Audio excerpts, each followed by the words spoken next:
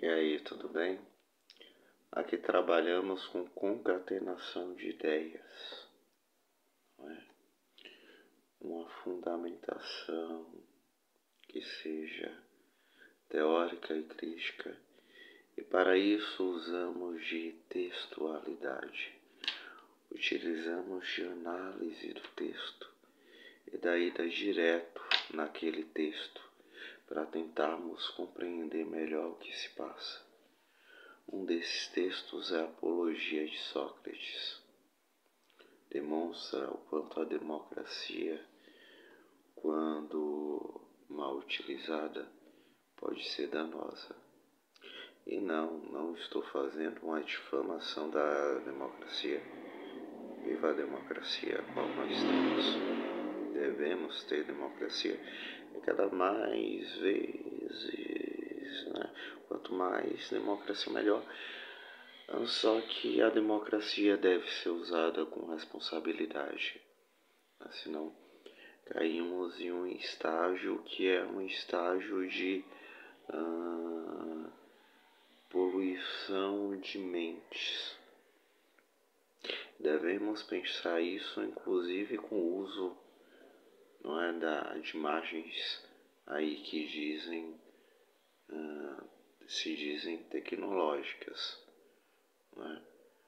Porque se você parar para pensar no próprio algoritmo, determina a sua lógica enquanto ser humano neste mundo.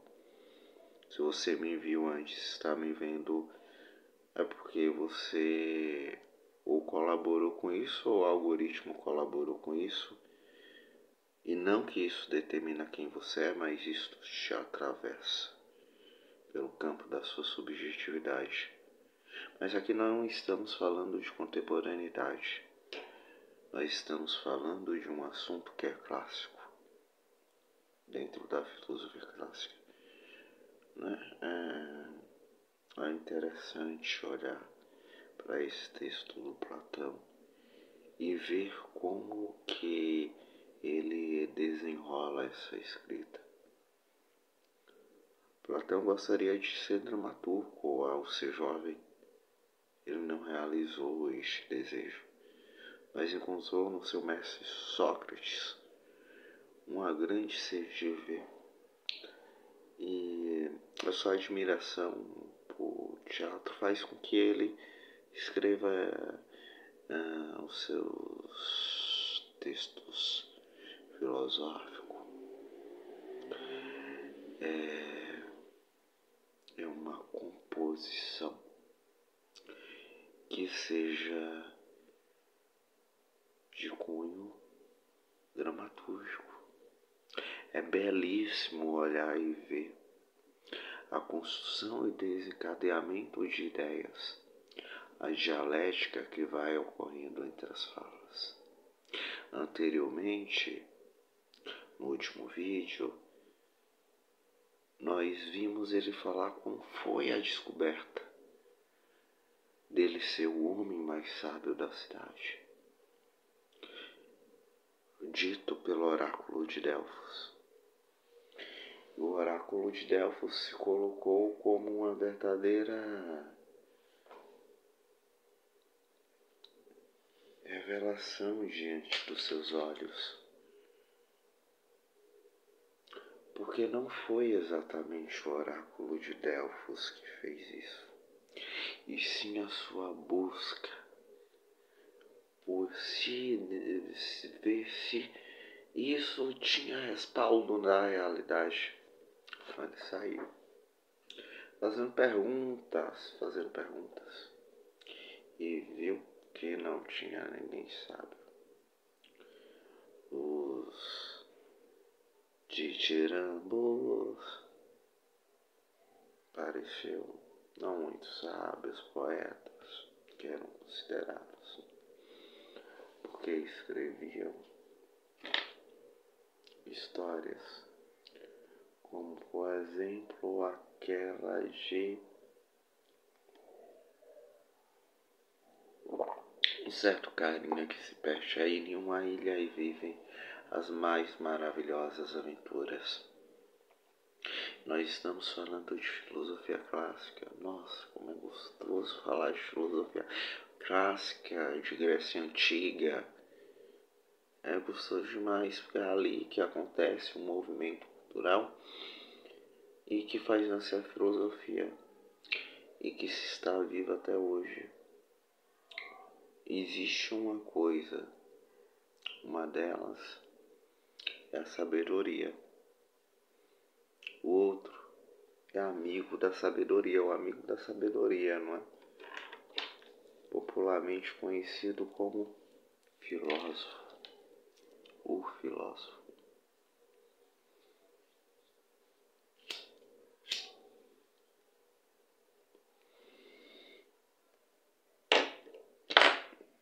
Isso daqui é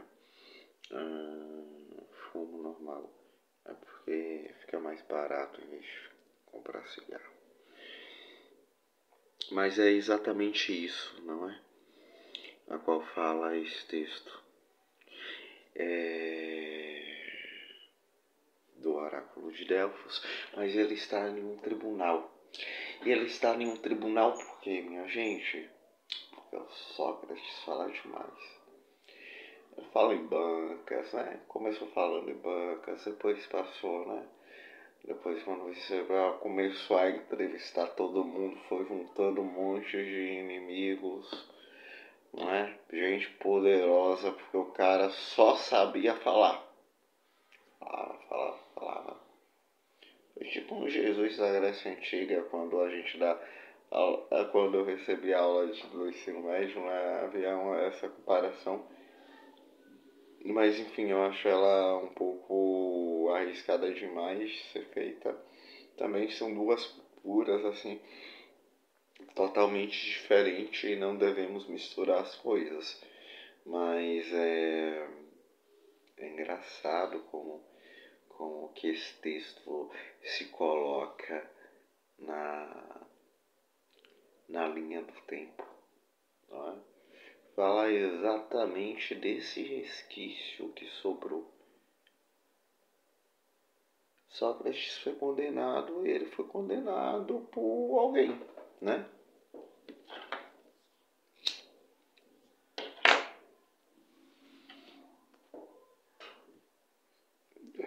Existiam os sofistas que eram estrangeiros, recebiam dinheiro daqueles que provavelmente o estavam acusando, da família daqueles que estavam acusando. Afinal de contas, todo mundo que entende um pouco sobre organização política na Grécia Antiga sabe que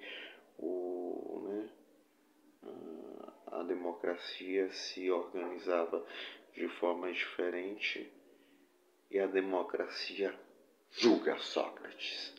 E é isto a qual nós estamos fazendo nesse momento. Um julgamento. Um julgamento em um tribunal, não é? No texto, não é?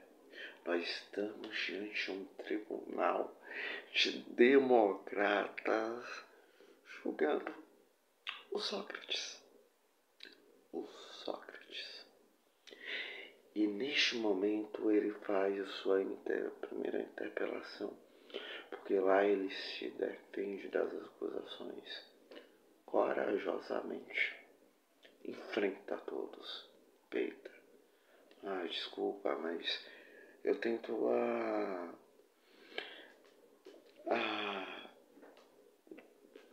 eu vou ter que discordar do Nietzsche. Tão lindo o julgamento do Sócrates. Um legítimo democrata, legalista, indo contra, porque ele sabia filosofar. Mas aqui ele faz uma revelação sobre os deuses da cidade. Deuses, não é? Porque a acusação dele foi por duas coisinhas assim, sabe? Uma, por corrupção. ele estava desfiando, o povo estava de saco cheio, corrupção, sabe, da moralidade alheia, ou moralismo, melhor falando. Porque com certeza ali deveria ter seus recalques.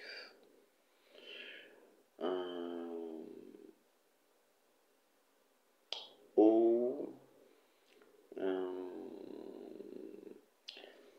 deveriam ali ter os seus resquícios temporais, para ser mais exato, de pessoas que, não é,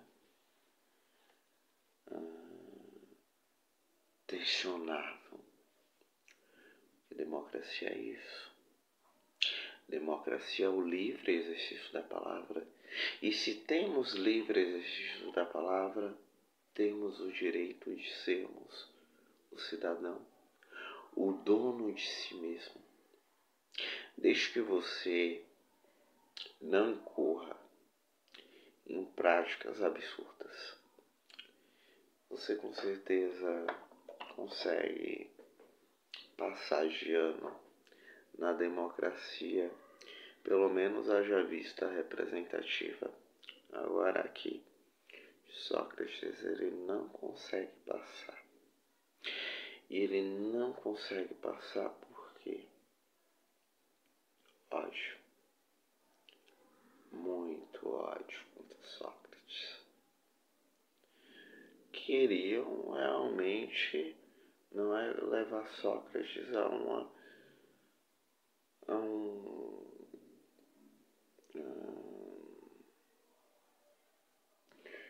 buraco, a um poço, à morte.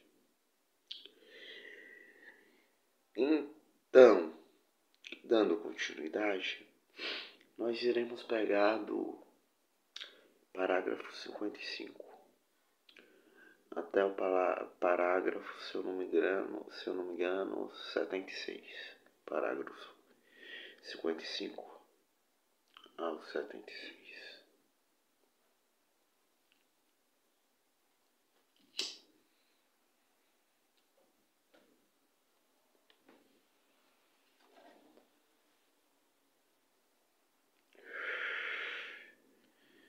Em nome, antes, convém aqui explicar que é um diálogo entre ele e um outro cidadão que é um dos que condenam Mileto. Em nome então desses próprios deuses, Mileto, de que falamos agora, diga ainda mais claramente para mim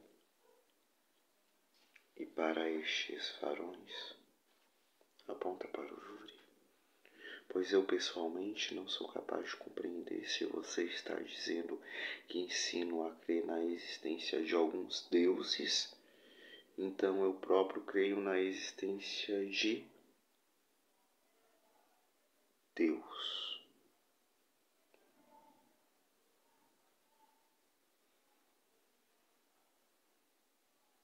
De deuses, perdão, plural. E não sou absolutamente ateu, nem é por aí que hajo mal. Porém, não exatamente naqueles em que a cidade crê, mas em diferentes. E é por isso que você me intima, porque é diferente, ou se você está afirmando cabalmente que eu próprio não creio em deuses, ensino aos demais. Ou seja, coloca uma sinuca de bico. Que concorda se ele recebeu de Delfos o desígnio que ele era o cara mais pá da cidade, né?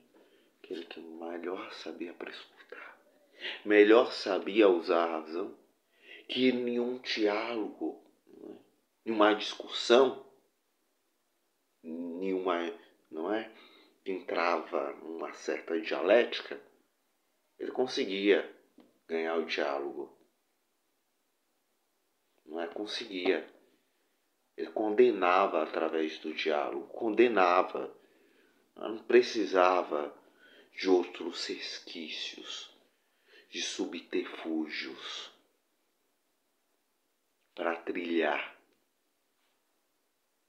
caminhos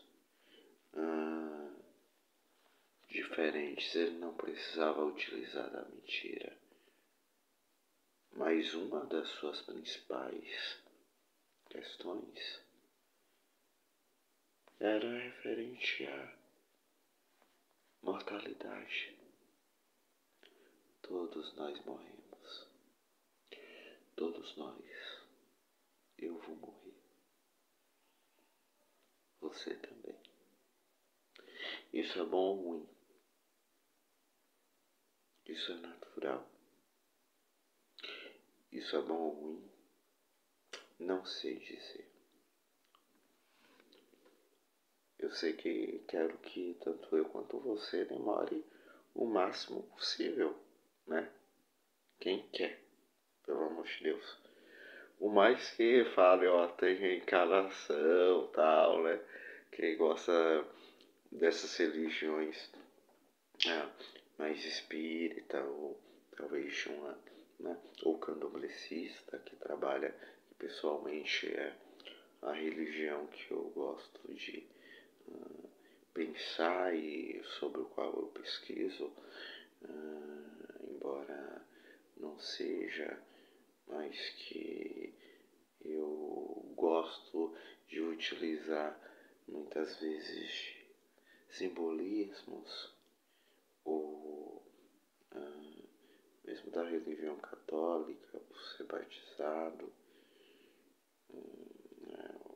de toda o livro, não é, sagrado católico, que podemos ver através de uma dimensão também histórica, ou seja, sociológica, não é, tendenciando assim a filosófica também, tendenciando dessa forma os primeiros outros dois, tá, antes de filosófica, tendenciando a uma, né, prescrutação sobre isto, o que é a mortalidade. É sobre isso que trata o nosso querido Sócrates. E Sócrates é um filósofo a qual investiga profundamente cada tema, cada conceito. Investiga profundamente quer dizer o quê? Que é uma dialética. Você prescruta, você conversa. Adoro gente conversando, não é? Demonstrar dialética. Principalmente se o assunto não é você, não é? Quem gosta de ser difamado? Coitado do Sócrates.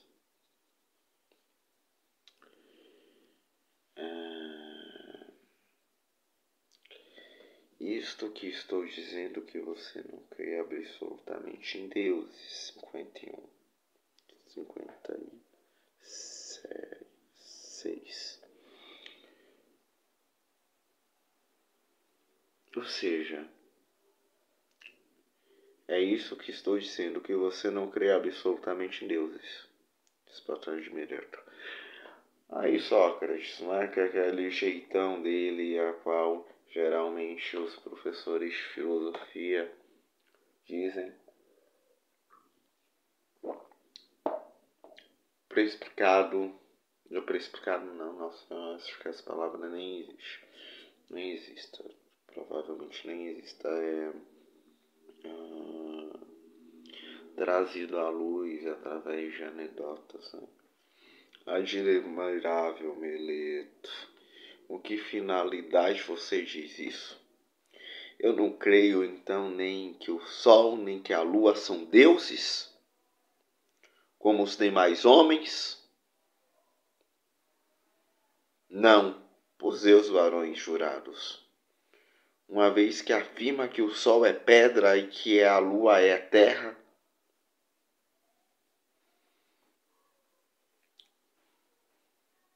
não por Zeus, varões jurados, uma vez que afirma que o sol é pedra e que a lua é terra. Você pensa que está acusando Anaxágoras,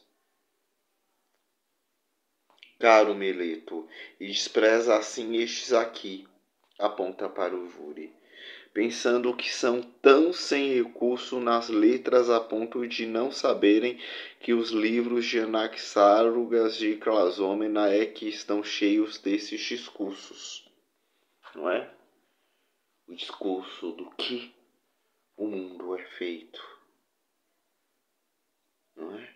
Ele é feito, qual que é o material, qual que é a origem, não é? A arqué, o afises,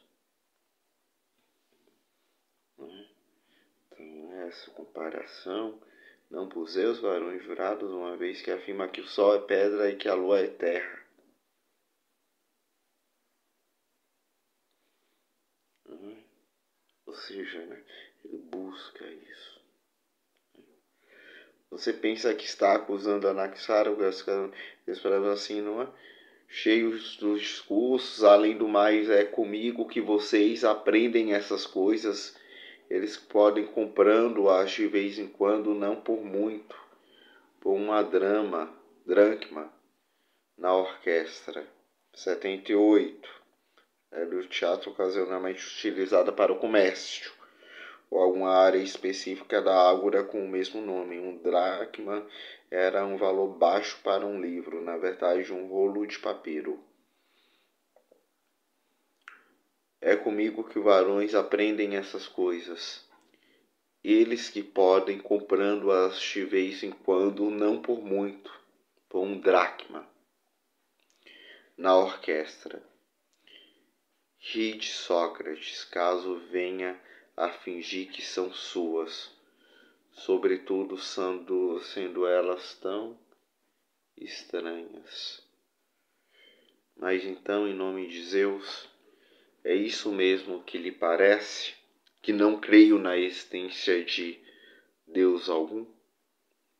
Que não, por Deus, nem de uma maneira nem de outra. Seja, aqui Meleto já não sabe o que dizer. Isso é inacreditável, Meleto. Assim como parece ser para mim, deve parecer para você mesmo.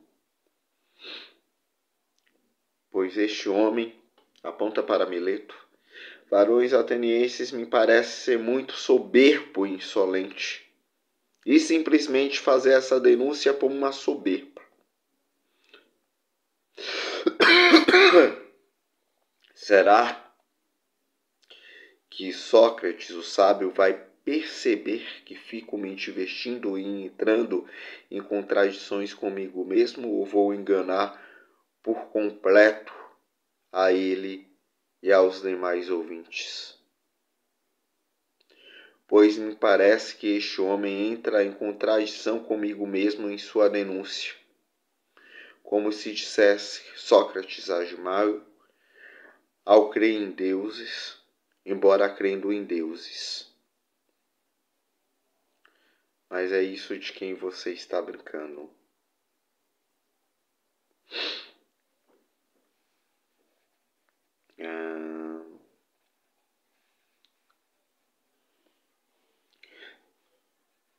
Será que Sócrates sábio vai perceber que fico me divertindo entrando em contradição comigo mesmo, na soberba tal?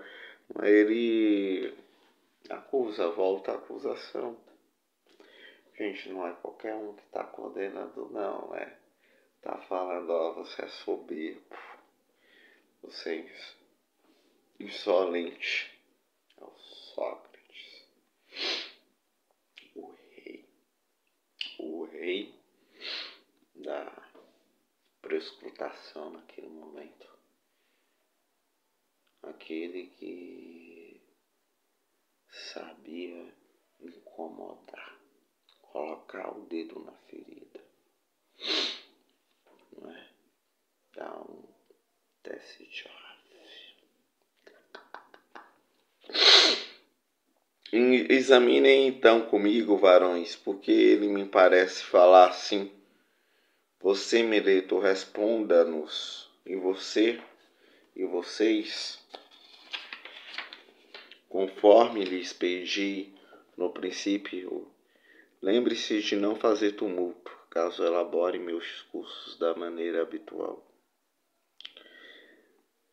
Há dentre os homens, Meleto, quem creia na existência de assuntos humanos, mas na de homens não creia?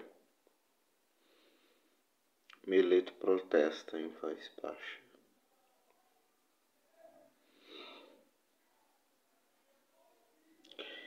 Que ele responda, varões, e não promova tumultos atrás do outro. A quem não creia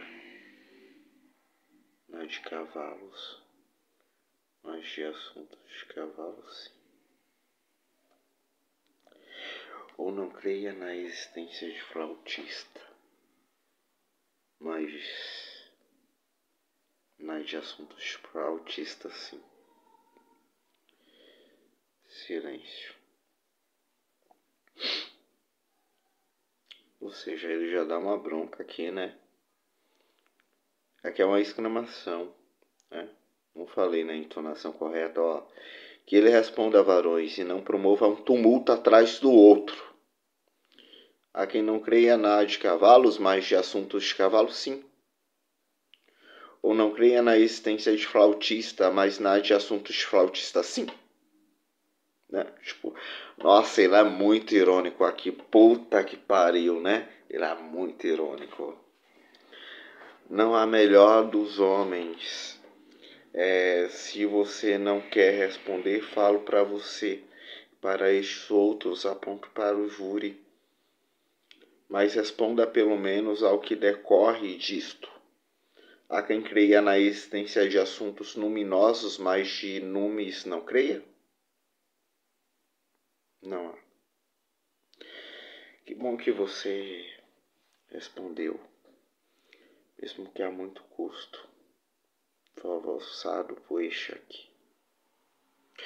Ora, você não afirma que não só ensino, mas que também creio em coisas luminosas, quer novas, quer antigas.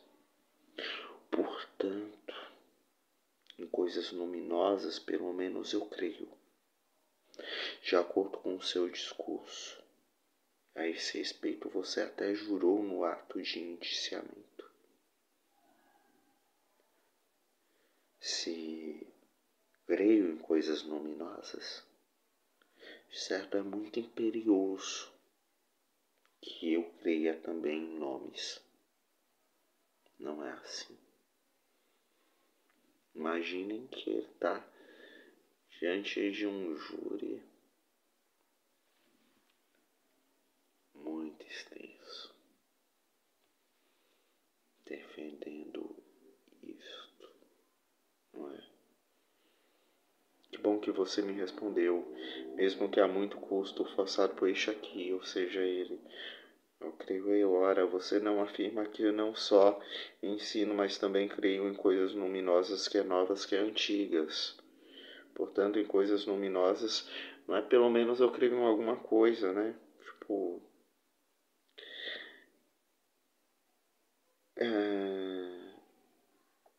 portanto, em coisas luminosas penso, eu creio de acordo com o seu discurso, e a esse respeito você até jurou no ato de indiciamento.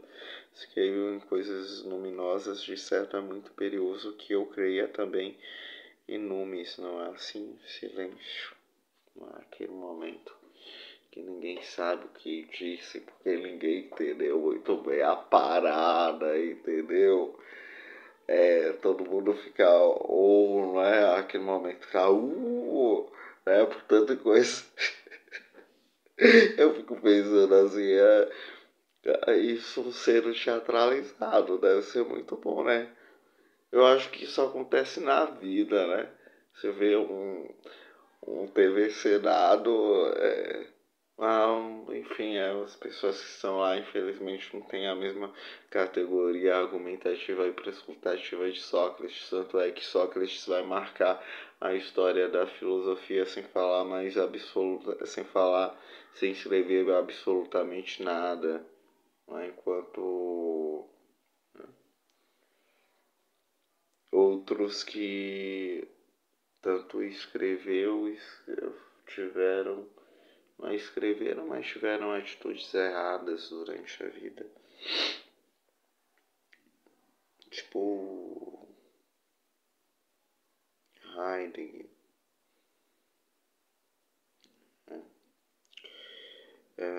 Se creio em coisas luminosas, de certo é muito imperioso que eu creia também em numes.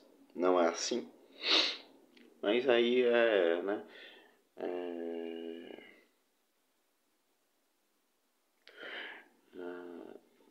E sobre isso que eu falei, também é bom problematizar o que é certo, o que é errado, não é? Hoje em dia, dentro de uma sociedade tão plural e subjetiva, o que é? Eu sempre falo hoje em dia para contextualizar tempo contemporâneo, momento presente, fenomenologia acontecendo. Aí temos que tomar um posicionamento quanto sujeitos históricos. Vou colocá-lo reconhecendo que sim, já que não responde. E quanto aos nomes, nós consideremos com efeito Deus ou Filho de deuses. Você me diz que sim ou não. Nós iremos voltar nessa fala 68. Só retomando, mas vou colocá-lo conhecendo que sim, já que responde. Quanto aos numes, não os consideramos com efeito Deus ou filhos de deuses? Você diz que sim ou não? Com certeza. Ora, se eu considero os numes, como você mesmo diz, e se os numes são determinados deuses, eis porque digo que você fala pro enigma e fica se divertindo. Ou seja, não é um desembaraço, assim, sabe? Que fala que acredita, fala que não acredita. Tipo, é como se ele falasse que... Mas ele vai adiantar esse diálogo. Ele vai... Não é chegar até aí. Mas ele vai falar... Pô, meu amigo, assim...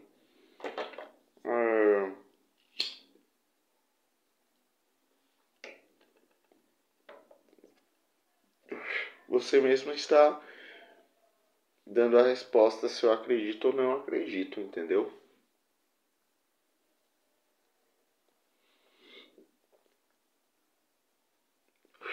Você não está sabendo o que você está dizendo, por isso você está se contradizendo, entendeu?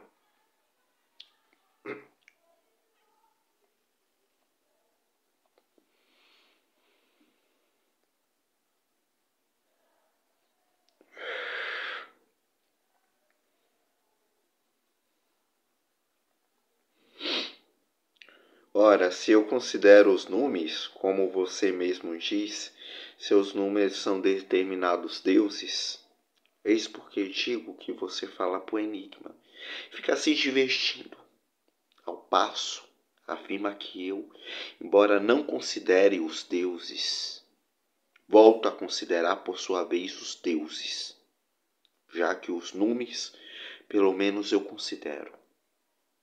E se os números, por sua vez, são determinados filhos bastardos dos deuses, nascidos de ninfas ou de outras mães quaisquer, das que também se diz que são? Qual dos homens considerar a existência dos filhos dos deuses, mas dos deuses não?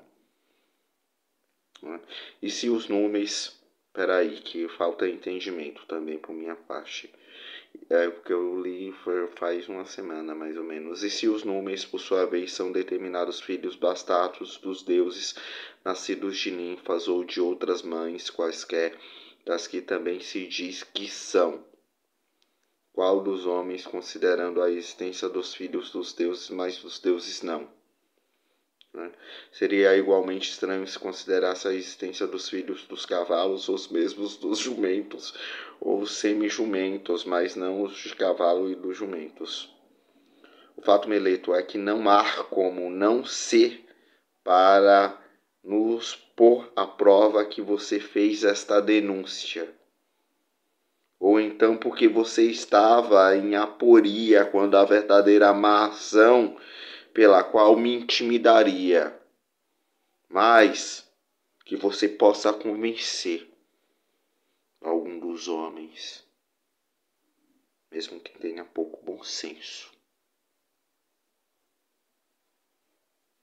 de que a pessoa que considera coisas luminosas não é a mesma que considera coisas divinas. E que, por sua vez, é a mesma que não considera nem numes, nem deuses, nem heróis. Meio algum existe. Meio algum existe. Ou seja, quem eu sou. E é a proposta primordial aqui da filosofia está presente. Já estamos indo para o final, viu? Encaminhando para o final. Mais uns 20 minutos e acabamos. Eu sempre gosto de falar para os meus alunos que eu sou assim como um pai para eles. Chego para ficar, não interessa se quer ou não quer. Não é? Pai compreende e preserva. Eu não sou paternalista. Eu sou didático e profissional. Na minha linha prescrutativa.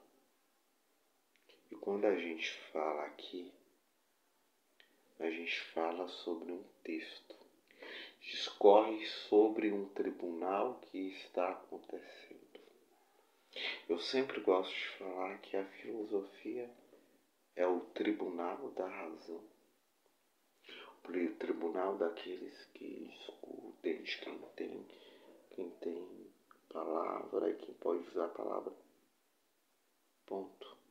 Eu, você, qualquer um que busca o conhecimento, qualquer um a qual busca conhecimento.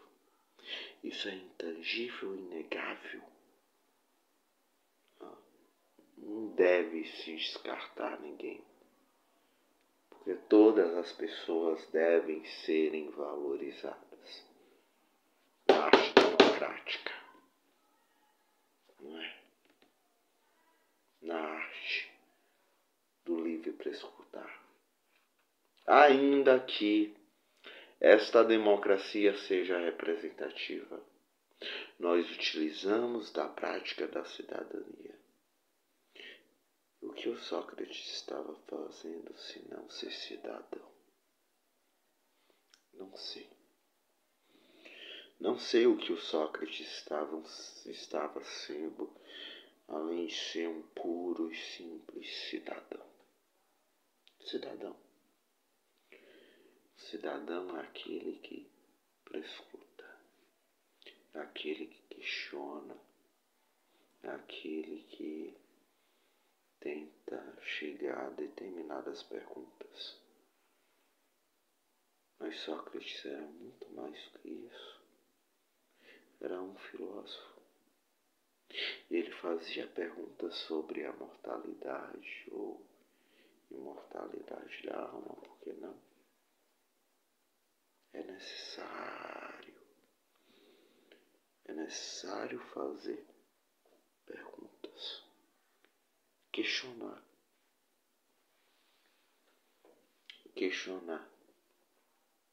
não é? Geralmente a pessoa que faz as melhores perguntas é um bom filósofo. E aqueles que sabem precipitar também. O fato, Mileto, é que não há como não ser para nós pôr à prova que você fez esta denúncia, então, porque você estava em aporia quando a verdadeira má ação pela qual me intimaria.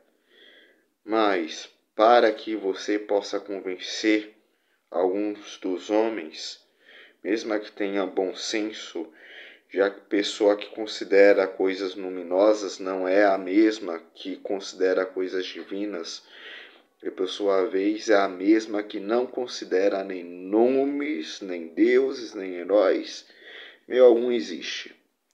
Posteriormente, de todo modo, varões atenienses, não me parece ser o caso para uma extensa defesa de que não haja o mal.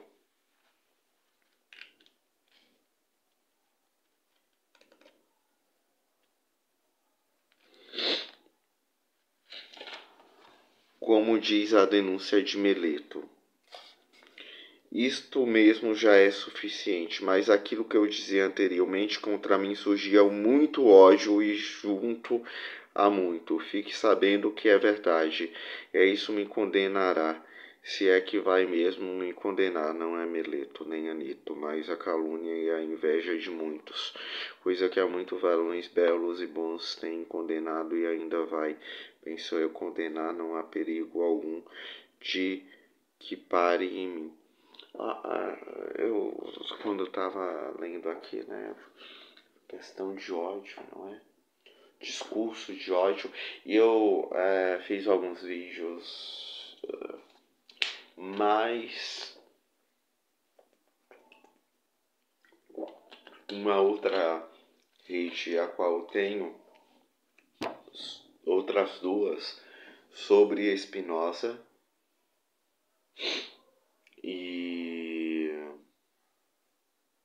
uma dessas redes até se chama Platão, mas esses vídeos sobre Spinoza, porque falar aqui sobre a questão do ódio, não é? Com essas nuances de uma pessoa que é absolutamente querida, de repente vira contra a própria pessoa, não é? Esse lidar com uma figura que é pública e que, na verdade, não é? Essa figura pública não detém nem um pouco o poder sobre, mas se deixa levar, enfim, essas questões que estão em torno desta pessoa que detém um determinado poder. Não é? Então, esta instabilidade que tem entre aquele que, né, é o detentor do poder e o restante, ou aqueles, não é? No caso, é mais adequado falar aqueles, pois estamos em uma democracia. Alguém poderia então talvez dizer, mas você não sente vergonha, Sócrates, de ter se ocupado com uma tal ocupação pela qual agora corre o risco de morrer? E a ele eu contraporia justo discurso. Você não fala belamente, homem. Se pensa que precisa calcular o risco de viver ou morrer. O varão é que é de alguma serventia, mesmo que pequena, que não examina antes apenas isto. Quando age justa ou injustamente. Seus feitos são de bom ou de vil varão.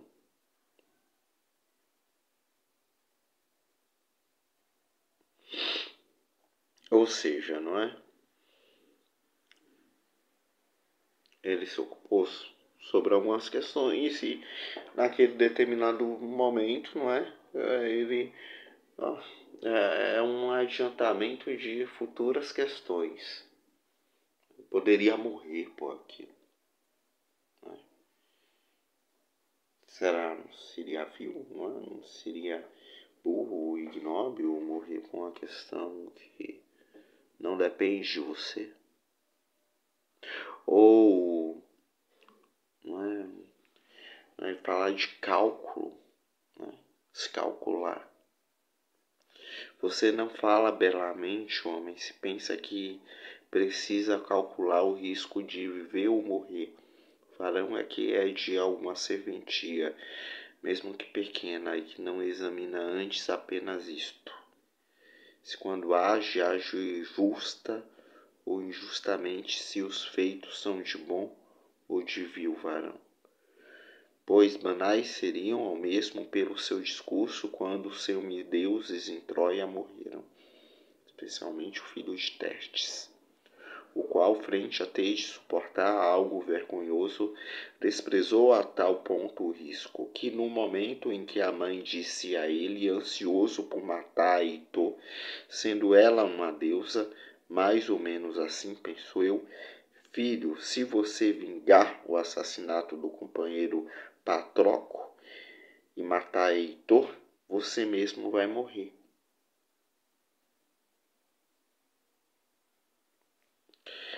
Que logo para ti está, diz, depois de Heitor, pronto o fado. Ele, ouvindo isso, fez pouco caso da morte e do risco, e temendo mais viver por fio, sem vingar os amigos. Que logo morra, diz. Justiçando quem agiu mal, para que eu não fique aqui sendo motivo de chacota. Juntar Nausco farto da terra,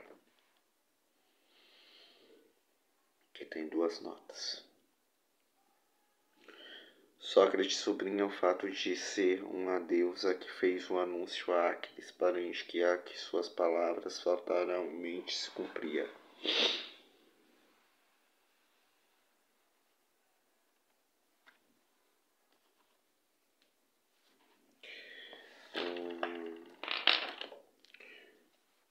Só destacar aqui, esqueci.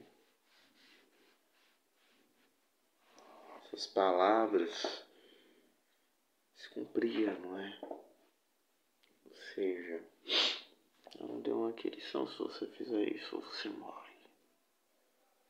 Se você matar uma outra pessoa, porque, né, pra descontar, não é? E foi um Deus que falou isso. Se fosse em Platão, seria o Demiurgo. Ai, ai. Não me diga que você pensa que ele se preocupou com a morte e o risco.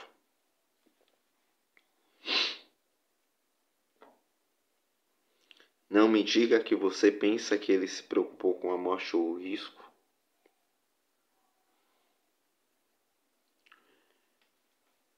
Mas vale lembrar, tá? Que ele preferiu a morte do que ser chacota.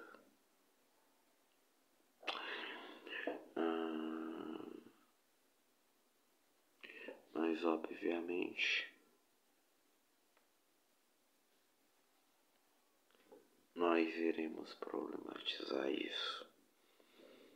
Ou melhor, Platão, escrevendo sobre o julgamento de Sócrates, junto do Tribunal Democrático, que não é o mesmo tipo de tribunal qual a gente encontra hoje.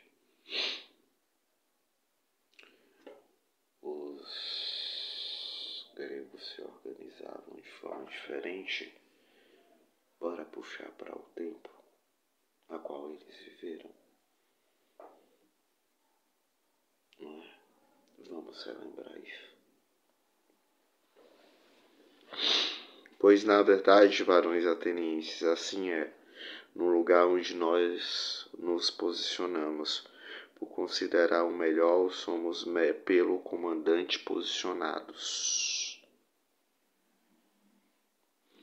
Nele devemos, segundo me parece, ficar e correr o risco diante da vergonha, não mais calculando nem a morte, nem nada mais.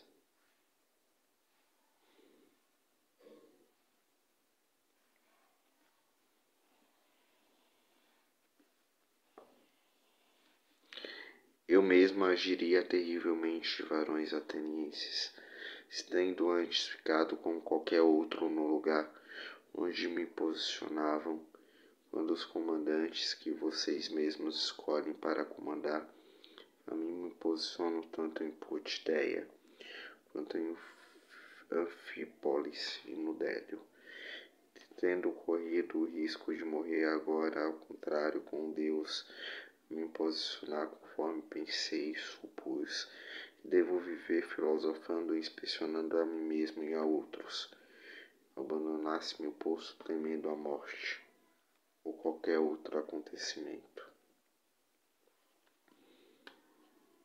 Ou seja, isso daqui é assunto para um próximo vídeo. E vamos deixar aqui como transição. Morrer e falar a verdade. Falar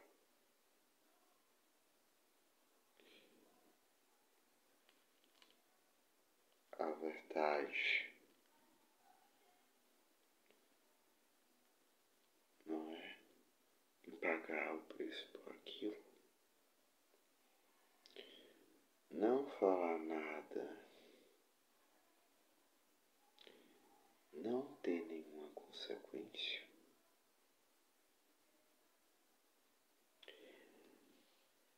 Falar absolutamente tudo e viver.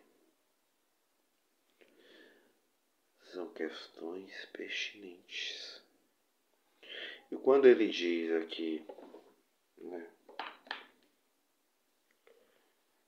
Pois na verdade, varões atenienses, assim é o lugar nos quais nos posicionamos por considerar o melhor. Ou somos pelo comandante posicionado. Nele devemos, segundo me parece, ficar correr o risco diante da vergonha, não mais calculando nem a morte nem nada mais. Eu mesmo agiria terrivelmente, varões atenienses, tendo antes ficado como qualquer outro no lugar onde me posiciona quando os comandantes que vocês mesmos escolhem para me comandar, me posicionando tanto em Potideia quanto em Anfípolis e no Délio, e tendo corrido o risco de morrer agora, ao contrário, com Deus, a me posicionar conforme pensei e supus, que devo viver filosofando e inspecionando-me a mim mesmo e a outro. Eu abandonasse meu posto temendo a morte ou qualquer outro acontecimento. Tem algum 86. Comandantes são generais, escolhido por voto. Sócrates participou dessas 3 batalhas nos anos 422, 429, 422 a 424 a.C., respectivamente. Dizem que ele era um excelente guerreiro. Forte, perspicaz. Potideia Anfípolis, eram cidades da Cálcidica, no extremo norte. Délio era um templo consagrado a Apolo, próximo à cidade de Lebágia, na Beócia, junto à qual se travou o combate. Em 2 das batalhas, Potideia e Délio, sabemos que Sócrates teve conduta admirável.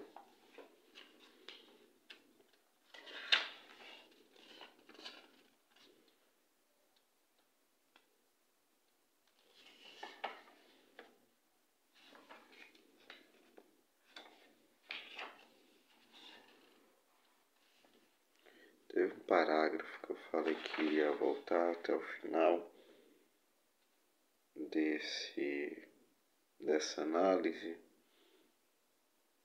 ou dessa leitura, não é, que envolve também, não é, nós pensarmos o tempo, não é, o que se aproxima da contemporaneidade desse texto.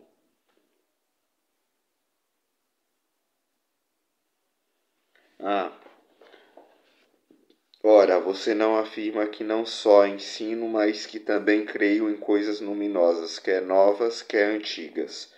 Portanto, em coisas luminosas, pelo menos eu creio de acordo com seu discurso, e a esse respeito você até jurou no ato de indiciamento. Se creio em coisas luminosas, de certo é muito imperioso que eu creia também em numes, não é assim? Ou seja, né? Ele falando aqui que nume era em Homero um sinônimo para Deus, Deus, pois o termo passou a designar divindades menores, um poder sobrenatural não especificado, né? Então é bastante interessante, eu acho, essa fala aqui. E aí, que categoria é essa a qual eu me encaixo?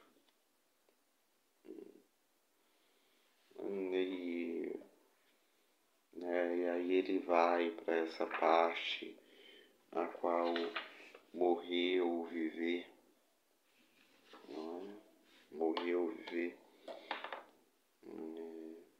Essa outra parte aqui que ele fala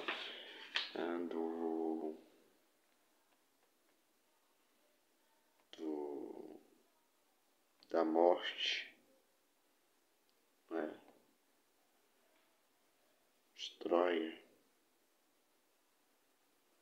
né? Que vale a pena a gente ler, eu gosto de ler. Eu poderia então talvez dizer, mas você não sente vergonha, Sócrates, de ter se ocupado com uma tal ocupação pela qual agora corre risco de morrer? Não é? Ou seja, não é que ocupação é essa, não é? Democracia é essa que mata. Que democracia é essa que mata?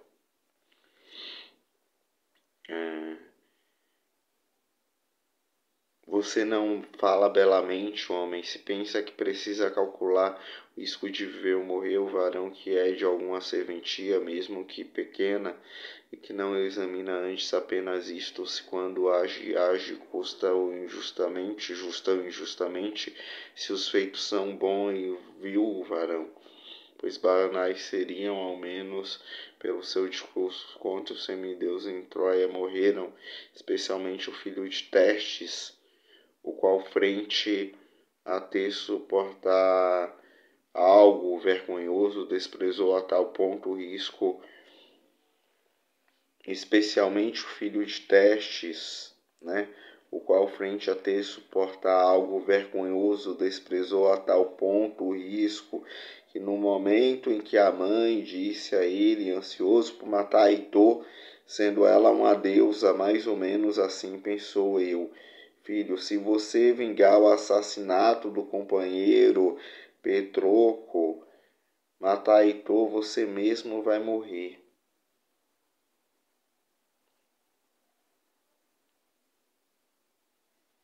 O assassinato de Patroco e matar Heitor.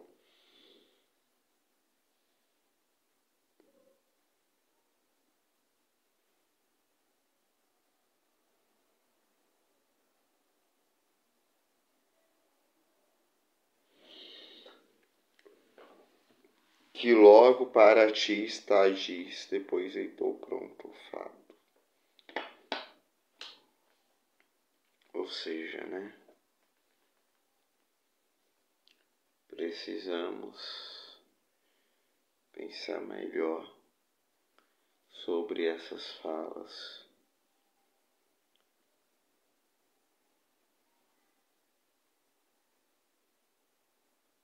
Né?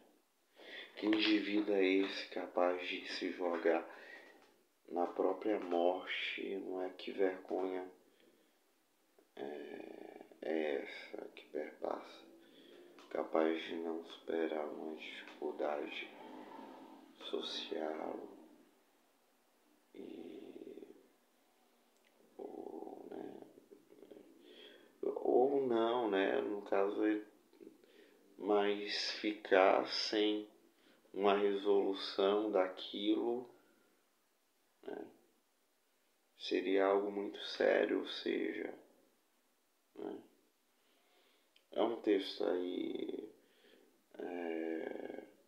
muito contemporâneo para pensarmos nas nossas ações. Vale a pena morrer por alguma causa? Para o Sócrates, é impossível dele parar de filosofar. Mas não vou dar spoiler. Ou melhor, vou dar. Ele vai morrer. Ele vai morrer porque ele não vai abandonar sua terra. Não tem nada de errado com ele. Ele entende,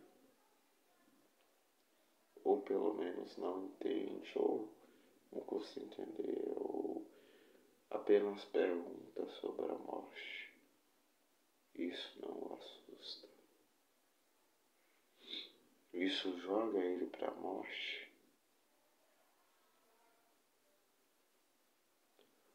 Ou não? Isso joga ele para a Você no lugar do Sócrates, você sairia correndo? Você fugiria? Você trocaria do país? Seria um exilado político? Enfim. É isso, grande abraço. É nóis.